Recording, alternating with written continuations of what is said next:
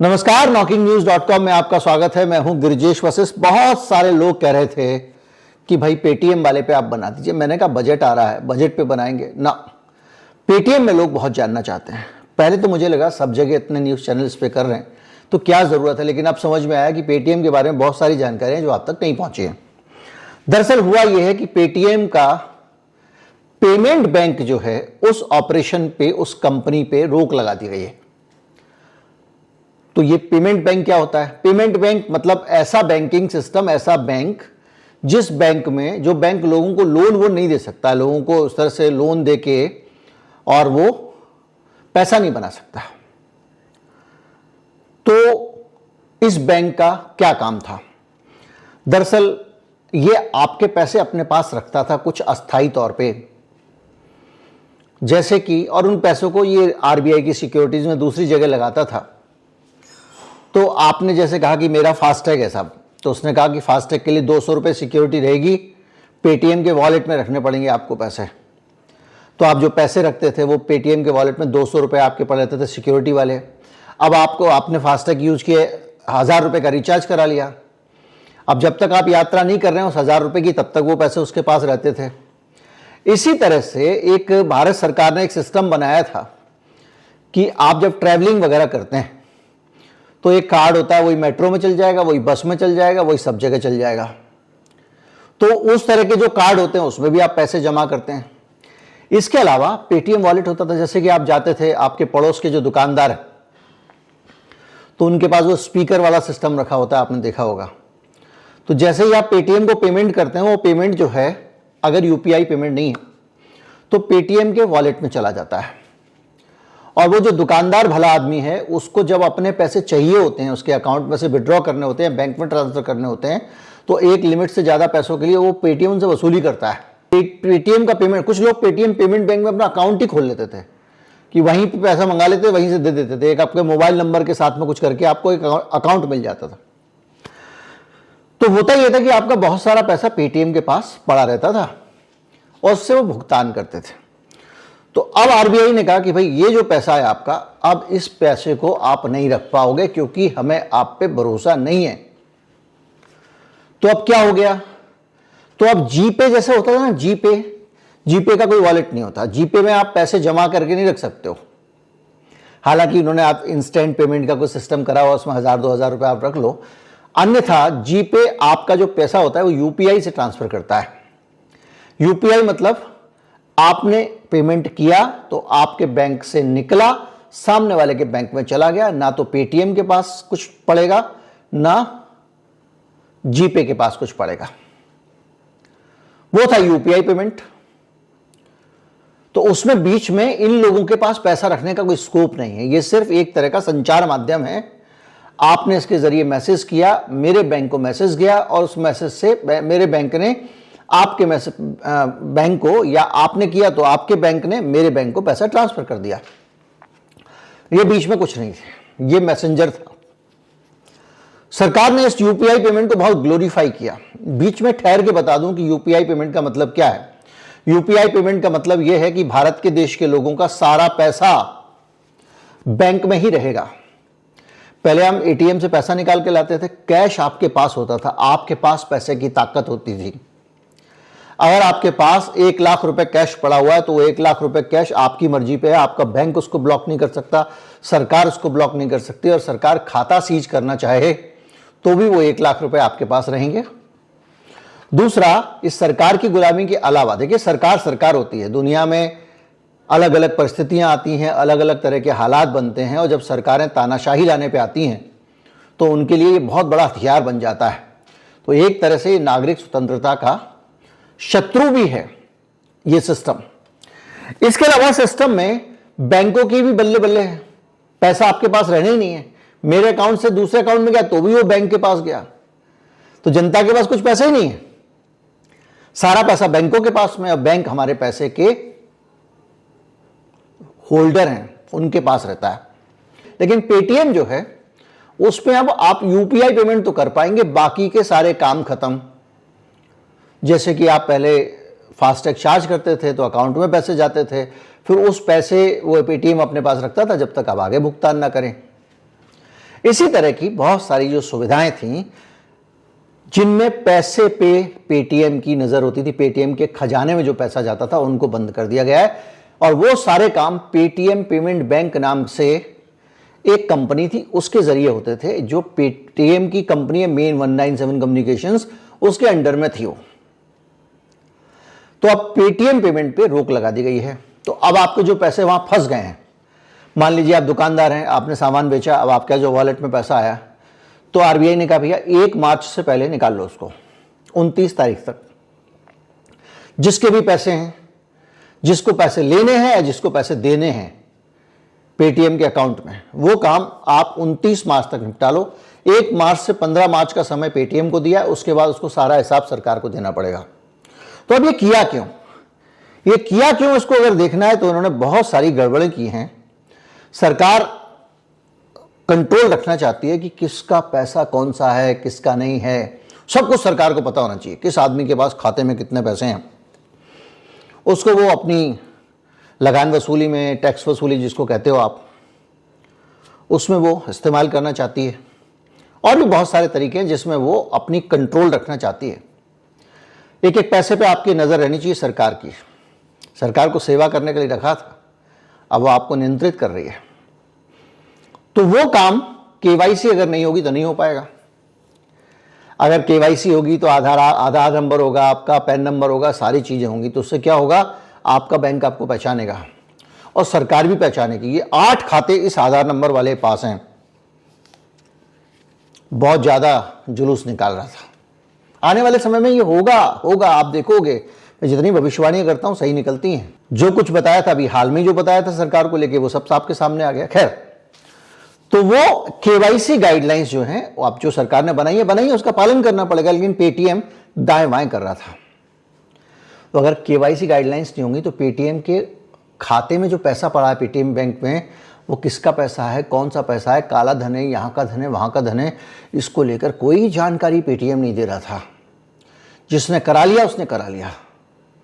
तो एक बड़ा संघर्ष था आरबीआई के जरिए, जो इसने पूरा नहीं किया, तो आरबीआई को कदम उठाना पड़ा। इसके अलावा बहुत सारी साइबर सिक्योरिटी के इश्यूज भी इसके साथ में थे। क्या है कि आरबीआई ने एक फ्रेमवर्क बनाया कि भाई साइबर सिक्योरिटी मतलब अगर ऑनलाइन फ्रॉड हो, ऑनलाइन आपका पैसा इधर से उधर जाए, आपका पैसा खतरे में हो, उसके लिए एक फ्रेमवर्क बना हुआ है। उसके तहत आपको जितने भी इवेंट हो रहे हैं साइबर सिक्योरिटी के, जितनी भी धोखाधड़ी की चीजें रिपोर्ट कर रहे हैं आप पेटीएम को, वो सारी की सारी चीजें आपको बतानी होंगी रिजर्व बैंक ऑफ इंडिया को। लेकिन पेटीएम ये जानकारी नहीं देता था। इसके साथ में प्राइमरी बेनिफिशियरी ओनर कौन है, हिंडनबर्ग रिपोर्ट में भी ये मसला उठा था कि भैया पेटीएम के अंदर किसी आदमी ने इन्वेस्ट किया है, कौन सी कंपनी ने इन्वेस्ट किया। आपको तो पता है चाइना का भी बहुत सारा इन्वेस्टमेंट था उसमें, जो बाद में उन्होंने निकाल लिया। तो ये बार बार इनसे पूछ रहे थे ये पैसा किसका है। अब अगेन बात, अगर यही प्राइमरी बेनिफिशियरी ओनर अगर अडानी से पूछ लिया होता तो हिंडनबर्ग का रायता ही नहीं होता। आज भी नहीं पूछा जा रहा है। अब जाके सेबी ने रूल बनाया, केंद्र सरकार ने रूल बना के प्रावधान कर दिया था कि जो प्राइमरी बेनिफिशियरी ओनर है उसका नाम पता नहीं करेंगे। तो प्राइमरी बेनिफिशियरी ओनर क्या होता है, मेरी कंपनी में अगर एक आदमी आया, उसने पैसे लगाए 500 रुपये, तो कहूँगा भाई मेरी कंपनी में इस आदमी ने 500 रुपये इन्वेस्ट किए, ये 500 रुपये का मालिक है मेरी कंपनी का। ठीक है साहब। अब एक आदमी आया, बोले मैं बहुत सारे आदमियों का पैसा लाया हूँ जी, 500 लोगों का पैसा। मेरा काम ये लोगों से पैसे लेके फिर जिस कंपनी में अच्छे लगते हैं उसमें लगाता हूँ मैं, जैसे म्यूचुअल फंड होते हैं। तो उस पैसे का मैंने लगाया, मान लीजिए पेटीएम में किसी ने ऐसा पैसा लगाया, तो सरकार ये कह रही है वो पैसा किसका था, उतना मोटा मोटा पैसा जो आपके पास दूसरे माध्यम से लगा है। जैसे अडानी के केस में आरोप लगा था कि वो चाइनीज और वो अरबी जो 2 आदमी थे, चांगचुंग लिंग और वो क्या था, तो इन लोगों का जो पैसा जो इसमें लगा हुआ है, प्राइमरी बेनिफिशियरी ओनर कौन है, यानी पेटीएम बैंक के जो शेयर होल्डर हैं, वो कंपनी का नाम तो आपने बता दिया, आखिर में वो पैसा किसका है। किस आदमी के पैसे से पेटीएम बैंक चल रहा है, उस आदमी का नाम चाहिए। आखिरी आदमी जो है, मेन आदमी जो है, वो किसी के नाम से लगा रहा है, क्या लगा रहा है, इससे मतलब नहीं है। तो ये जो होता है, इसको लगातार आरबीआई कह रहा था और पेटीएम ये जानकारी नहीं दे रहा था। इसके अलावा जो ट्रांसफर होते हैं पैसे, उनकी मॉनिटरिंग को भी पर्याप्त नहीं थी। भाई एक पेटीएम बैंक में पैसा आ रहा है, जा रहा है, तो इसकी जो निगरानी रखने का काम आरबीआई करता है, कौन सा पैसा, किसका पैसा कहां जा रहा है, इसमें भी पेटीएम काम नहीं कर रहा था।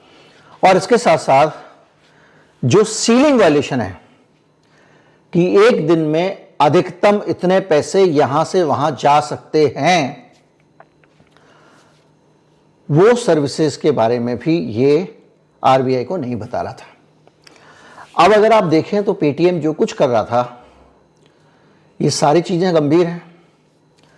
अगर आप किस किस का पैसा पड़ा हुआ ये नहीं बताओगे, आप ये नहीं बताओगे कि आपकी कंपनी में जो पैसा लगा हुआ उसका आखिर में मालिक कौन है, आप रूल वायलेशन करोगे किस तरह का कि भैया कितना पैसा यहां से वहां गया, और ये सब चीजें बताती हैं कि पेटीएम वाला कुछ छिपा रहा था, कुछ ऐसा था जो बताना नहीं चाहता था और सरकार को बताना नहीं चाहता था। तो प्राइमा फेसी अगर इन नियमों का आप पालन नहीं कर रहे हैं तो दो कारण हो सकते हैं। एक तो आपका अड़ियलपना, मेरा कोई क्या बिगाड़ लेगा, मेरे ऐड में तो मॉडलिंग प्रधानमंत्री करता है इस देश का, मैंने मोदी जी से मॉडलिंग कराई है, मेरा क्या बिगाड़ लोगे,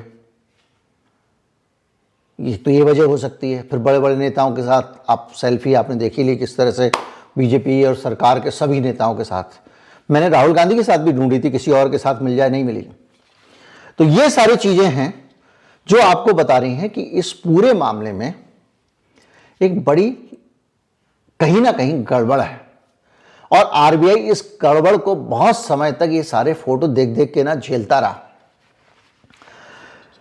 2017 में पेटीएम पेमेंट बैंक बना, उससे पहले ऐसा कोई बैंक नहीं होते थे। ये मोदी जी सरकार का आइडिया था पेमेंट बैंक बनाने का। रिलायंस को भी पेमेंट बैंक दिया गया और भी हिंदुस्तान में बड़ी बड़ी कंपनियों के पेमेंट बैंक हुए। 2022 में पेटीएम बैंक को बाकायदा ये कहा गया कि आप जिन कस्टमर्स को लेकर आ रहे हैं अपने पास में, अब तो खैर रोक ही लग गई है, उनको लेकर हमारे पास रेगुलेटरी कंसर्न है, मतलब आप हमको पूरी जानकारी नहीं दे रहे हैं, नियम के अनुसार कार्रवाई नहीं कर रहे। जैसा मैंने अभी आपको बताया कौन कौन से रेगुलेटरी कंसर्न थे, पेटीएम ने नज़रअंदाज कर दिया। ये मार्च 22 की बात है। 23 अक्टूबर में पिछले साल आरबीआई ने फिर से कहा कि अब आप नए कस्टमर को मत लेकर आइए पेमेंट बैंक में तत्काल प्रभाव से। अक्टूबर 23 में पिछले साल, और किसी भी प्रकार का कोई जमा स्वीकार मत कीजिए, ना कोई पेमेंट करिए पेटीएम पेमेंट बैंक के से, इसको होल्ड कर दीजिए, रोक दीजिए। इग्नोर मार दिया, आरबीआई को इग्नोर मार दिया, और आरबीआई फिर भी तारीख पे तारीख दिए जा रहा है। 2022 से लेके टाले जा रहा है। जनवरी में फिर से यही समस्या हुई 24 में। अब हार के शक्तिकांत दास ने कहा कि यार ये मेरे साथ सेल्फी तो ले लेता है और मोदी जी का विज्ञापन भी डाल देता है, वित्त मंत्री के साथ भी फोटो खिंचा लेता है, पुराने वाले वित्त मंत्री के साथ में, लेकिन ये बात मेरी नहीं मान रहा है। और बात मानने का सवाल नहीं है, नियमों का हो रहा है उल्लंघन। इतना बड़ा कांड अभी होके चुका है, कौन सा वाला, हिंडनबर्ग वाला, अडानी वाला, फला ढिमका, और अब आ गया चुनाव सिर पे। अगर कोई आदमी इस बात मामले को लेकर सुप्रीम कोर्ट में चला गया और उसने पूछा कि ये बताइए आरबीआई जी कि आपने इस पर एक्शन क्यों नहीं लिया, तो आरबीआई ये नहीं कह सकता कि ये नेताओं का खास आदमी है, या फिर अगर किसी का फोन आ गया हो, किसी ने कह दिया हो बुला के उनको कि साहब जरा हल्कात रखना, ये नहीं कह सकते कि हमको हल्कात रखने को कहा था, क्योंकि इस देश में हर कर्मचारी को लिखित में भी आदेश अगर आए तो काम वो करना है जो कानून के हिसाब से सही है। आरबीआई के जो हिंदुस्तान का संविधान है उसके अनुसार ही देश के हर कर्मचारी को काम करना है। तो अगर आपने गैरकानूनी काम किया, कल के दिन फंस गए, तो गड़बड़ हो जाएगा। तो फिर शक्तिकांत दास ने कहा भैया अब इसको नहीं छोड़ा जा सकता, तो उसके बाद ये प्रतिबंध लगाए गए। अब इसमें फंसे कौन? फंसे वो व्यापारी जिनका पेटीएम के अंदर पेमेंट आता था, महीने में वो निकालते थे, सब्जी वाला, ठेले वाला, तो उनको पैसे निकालने, हालांकि उनके पास 1 महीने का समय है, कुछ पैसे देके पेटीएम से वो निकाल लेंगे, लेकिन बच कौन गया ये देखिए, तो बच हम सब गए। भाई मुझे अगर आपको पेमेंट करनी है, ब्रेड की पेमेंट करनी है, राशन की पेमेंट करनी है, चाय की पत्ती खरीदनी है, तो मैं स्कैन करूंगा, मेरे अकाउंट से पैसा चला जाएगा, बीच में मैं पेटीएम के अंदर पैसे क्यों रखूं? तो ये अच्छा हुआ, एक बला टल गई। लेकिन अभी दूसरी कंपनियां भी हैं जो ये काम कर रही हैं, पेमेंट बैंक का काम कर रही हैं, जियो का पेमेंट बैंक है, एयरटेल का पेमेंट बैंक है।